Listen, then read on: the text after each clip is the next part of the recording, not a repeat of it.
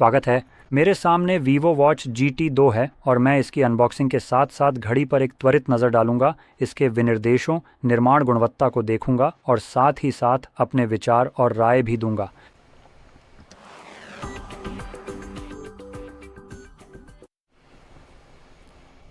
ठीक है, तो चलिए सीधे शुरू करते हैं। मैं इस बारे में बहुत स्पष्ट होना चाहता हूँ। मैं किसी भी तरह से शायद सबसे उपयुक्त व्यक्ति नहीं हूँ। अरे यार, हो गया। शायद इस बारे में बात करने के लिए, क्योंकि यह वास्तव में मेरी विशेषज्ञता का विषय नहीं है, लेकिन चलिए शुरू करते हैं जब मैं यहाँ हूँ ही। वह लगभग गिर ही गया था, इसलिए जब आप इसे खुद खोलें तो आपको सावधान रहना चाहिए। ठीक है, क्या मैं इसे सिर्फ से चालू कर सकता हूँ? क्या यहाँ सिर्फ एक ही बटन है? ऐसा लगता है कि है। ओह, हो गया, बढ़िया।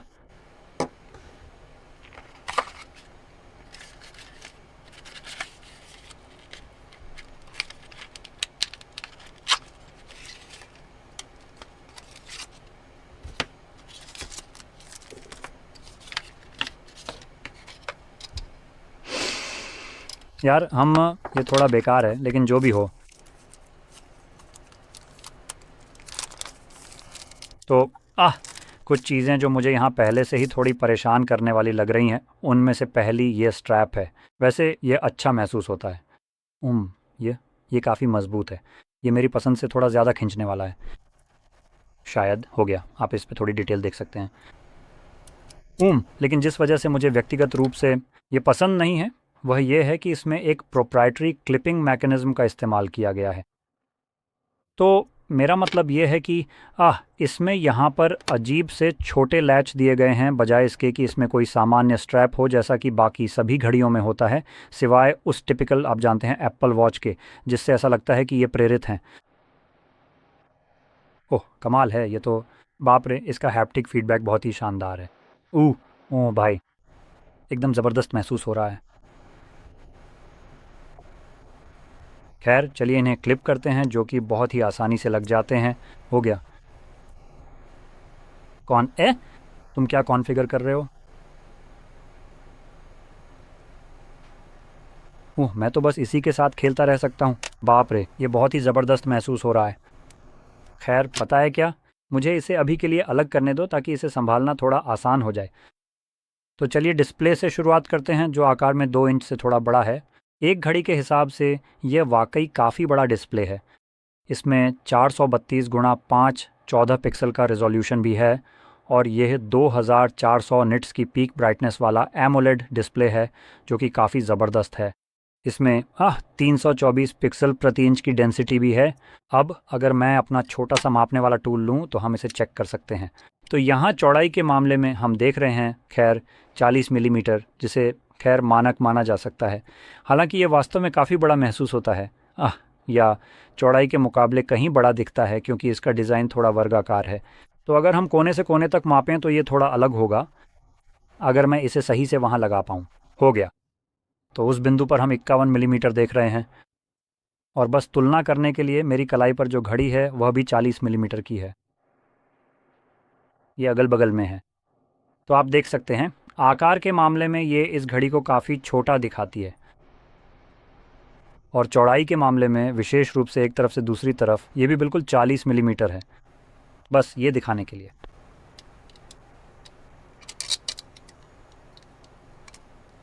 ये रहा 40 मिलीमीटर। 40 मिलीमीटर। और फिर भी आकार के मामले में वे पूरी तरह से दो अलग अलग दुनिया के लगते हैं।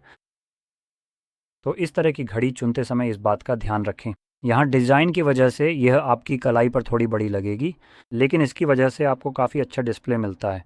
इसका पूरा 2 इंच का हिस्सा और उसके ऊपर यहाँ बेजल्स बिल्कुल कम है, जिसे आप देख सकते हैं। जहाँ जहाँ असल अक्षर ख़त्म होते हैं, वहीं पर यह ख़त्म होता है। काफ़ी शानदार दिख रहा है। मुझे ये मानना पड़ेगा, लुक के मामले में ये वाकई बहुत शानदार दिखता है। अब यहाँ कुछ और बातें बतानी हैं। इसमें 596 मिली एम्पियर आवर की बैटरी है, या बिल्कुल 95, माफ़ करना, मिली एम्पियर आवर की बैटरी, जो कि आप जानते हैं, सच कहूँ तो इस तरह की घड़ी के हिसाब से थोड़ी छोटी है। और मुझे बिल्कुल नहीं पता कि इसकी असल बैटरी लाइफ कैसी है, क्योंकि मैंने ये घड़ी इस्तेमाल नहीं की है। और जीएसएम एरेना जहाँ से मुझे ये जानकारी मिल रही है वह भी इसके बारे में कुछ खास नहीं कह रहा है। तो हाँ। और इसके अलावा आपको ज़ाहिर तौर पर accelerometer, gyro, heart rate, compass, blood oxygenation मिलता है, यानी वह सब कुछ जिसकी आप उम्मीद करते हैं। साथ ही व्यायाम वगैरह के लिए कई अलग अलग मोड भी मिलते हैं। अब घड़ियों के मामले में यह ध्यान रखें, उम्मीद है कि आप यह पहले से जानते होंगे, लेकिन सटीकता के मामले में ज़्यादातर घड़ियाँ सबसे अच्छी नहीं होती हैं। तो जो मुझे मिले हैं या जो मैंने देखा है, खुद टेस्ट नहीं किया है, एक बंदा है जिसने यूट्यूब पर एक वीडियो बनाया था। भगवान की कसम मुझे याद भी नहीं आ रहा कि उसका नाम क्या था, लेकिन इस बिल्कुल पागल आदमी ने बाज़ार में मौजूद ज़्यादातर स्मार्ट घड़ियों का टेस्ट करने का फ़ैसला किया। और देखने में ऐसा लगता है कि जो घड़ियाँ महंगी हैं वे सबसे अच्छा प्रदर्शन नहीं करती हैं। और मूर्खतापूर्ण तरीके से हुआवेई की घड़ियों में बाज़ार के बाकी सभी ब्रांडों की तुलना में कुछ सबसे बेहतरीन ट्रैकिंग सेंसर थे।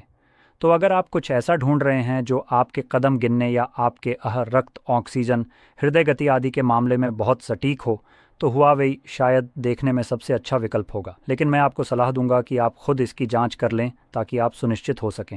लेकिन यह कुछ ऐसा है जो मुझे काफ़ी दिलचस्प लगा। जाहिर है यह मुझे जल्दी से दोबारा जांच करने दें, क्योंकि मुझे इस पर विश्वास करना थोड़ा मुश्किल लग रहा है। मुझे इस पर विश्वास करना मुश्किल हो रहा है। मुझे जल्दी से 600 PLN को USD में बदलने दें तो यह 163 है। इसलिए इस घड़ी की कीमत टैक्स सहित लगभग 163 है। और यह एक ठोस घड़ी है। मैं इसकी कीमत के लिए इसकी बुराई नहीं करूंगा, ये ठीक है। लेकिन मैं आपको थोड़ा नज़रिया देना चाहता हूं जिसे मैंने खुद पहले इस्तेमाल किया है, और वह यह है कि घड़ी खरीदते समय आप संभावित रूप से सेकंड हैंड बाज़ार, यूज्ड मार्केट पर नज़र डाल सकते हैं। तो अगर आपको इससे फ़र्क नहीं पड़ता, तो मैंने उदाहरण के लिए सैमसंग गैलेक्सी वॉच 6 खरीदी थी। मुझे लगता है कि वह गोल वाली थी, इससे पहले कि उन्होंने स्क्वायरकल चौकोर गोल वाली बनाई, जहां बॉडी गोल थी लेकिन स्क्रीन, माफ़ कीजिए, बॉडी चौकोर थी जबकि स्क्रीन गोल थी। तो उस घड़ी को ख़रीदने में मुझे इससे कम खर्च आया, और मैंने इसे इसके आने के कुछ ही महीनों बाद ख़रीदा था। तो उस घड़ी का इस्तेमाल बहुत कम हुआ था। और मैं गैलेक्सी वॉच का विशेष रूप से उल्लेख इसलिए कर रहा हूँ क्योंकि जब निर्माण गुणवत्ता, बिल्ड क्वालिटी की बात आती है तो वह बेहतर होगी। यहाँ हमारे पास एल्यूमिनियम फ्रेम और प्लास्टिक बैक है, साथ ही ग्लास फ्रंट है जो कि एक सामान्य ग्लास की तरह है।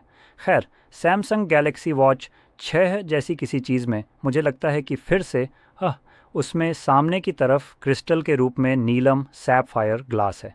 मुझे लगता है कि उसमें एल्यूमिनियम फ्रेम भी है, लेकिन सामने का डिस्प्ले नीलम होने के कारण वह चीज़ बिल्कुल मजबूत है। देखिए, जब आप अपनी घड़ी पहनते हैं और आप जानते हैं इसे किसी चीज़ से रगड़ते हैं, तो जब आपके पास नीलम होता है तो शायद आप अपनी स्क्रीन को नहीं देखना चाहेंगे, आप उस चीज़ को देखना चाहेंगे जिससे आपने इसे रगड़ा है कि क्या उस पर खरोंच तो नहीं आई, क्योंकि निश्चित रूप से आपके डिस्प्ले पर खरोंच नहीं आएगी।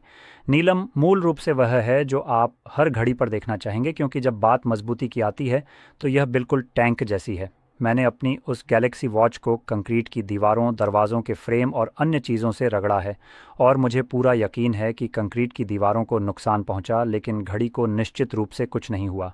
1 साल तक पहनने और इसकी परवाह न करने के बाद भी इस पर एक सूक्ष्म खरोंच तक नहीं है। मैं ये बताना चाहता हूँ कि मैं सावधान नहीं था, मैं चीज़ों से टकराता रहता था, और इसने इसे बहुत अच्छे से झेला। एकमात्र चीज़ जो मुझे मिली वह थी एल्यूमिनियम बॉडी। तो उदाहरण के लिए, जैसे हमारे पास यहाँ है, डिस्प्ले के चारों ओर का कालापन, उस पर खरोंच आ जाती थी और वह दिखाई देती थी। यहाँ तक कि उस घड़ी के लिए भी जिसके बारे में मैं बात कर रहा हूँ वहाँ केवल एल्यूमिनियम था। तो ये एक नुकसान है।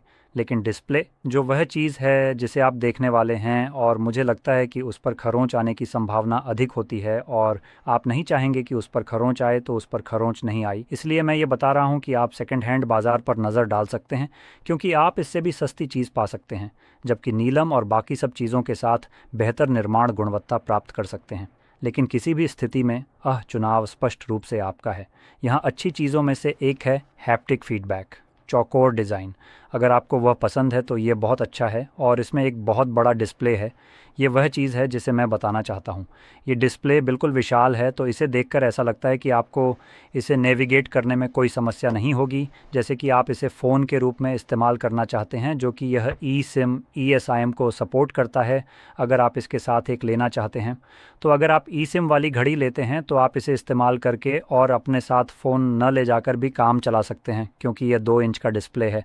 लेकिन खैर, ये मूल रूप से इस पर मेरी राय है। और जैसा कि मैं पहले कह रहा था, ऐसी चीज़ों के बारे में बात करना शायद मेरा काम नहीं है, लेकिन मैं यहाँ हूँ। तो अगर आपको ये वीडियो मददगार लगा तो लाइक और सब्सक्राइब करना ना भूलें, और देखने के लिए धन्यवाद।